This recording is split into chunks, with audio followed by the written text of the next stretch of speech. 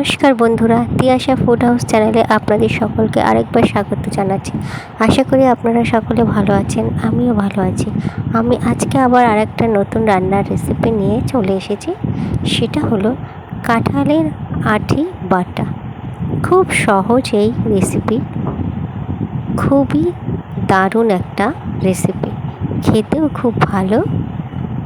গরম ভাতের সাথে তো কোনো কথাই নেই এই রেসিপিটা। তো সেই রেসিপিটাই আমি দেখাচ্ছি।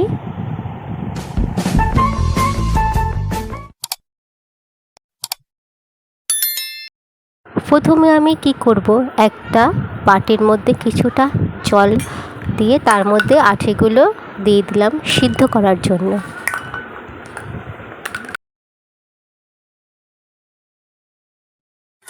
বীজগুলো খুব ভালোভাবে সিদ্ধ হয়ে গেছে। কাঁঠালের আঁটি বেটে নেওয়ার আগে কিছুটা লঙ্কা বাটিতে নিয়ে উনানের ওপর ধরে নেড়ে চেড়ে নিতে হবে, তাতে আঁটি বাটা থেকে একটা সুন্দর গন্ধ বেরোবে। বীজগুলো আমি ছাড়িয়ে নিচ্ছি এইভাবে।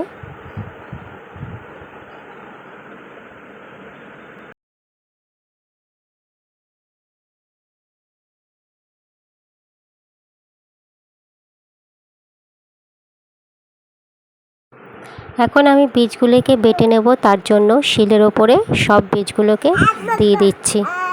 এবারে এর ওপরে দেব সর্ষে। সর্ষে দিলে কিন্তু যেমন একটা ঝাঁঝ হবে, গন্ধ আসবে, আর খেতেও কিন্তু খুব সুন্দর লাগবে। আর দিয়ে দেব সেই শুকনো লঙ্কাগুলো, যেগুলো আমি একটা বাটির ওপর ঢেলে নিয়েছি। আর দেব নুন।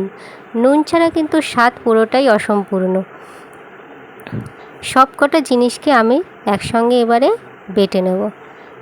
বেটে নেওয়ার আগে আমি একটু ভালো করে জিনিসগুলোকে মিশিয়ে নিচ্ছি, এবারে বেটে নিচ্ছি।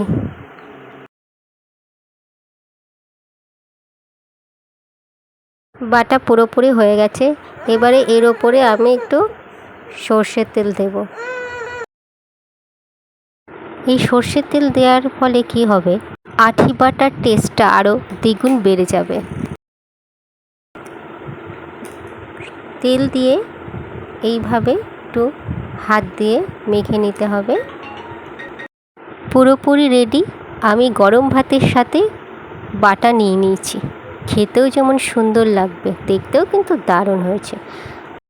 আজকের এই কাঁঠালের আঁটি বাটার রেসিপিটা যদি ভালো লেগে থাকে তবে একটা লাইক অবশ্যই করবেন। আর পরবর্তী নতুন নতুন রান্নার রেসিপি পাওয়ার জন্য চ্যানেলটিকে অবশ্যই সাবস্ক্রাইব করে দেবেন, আর পাশে থাকা বেল অপশানে ক্লিক করে দেবেন। তো আপনারা ভালো থাকবেন, সুস্থ থাকবেন। ধন্যবাদ।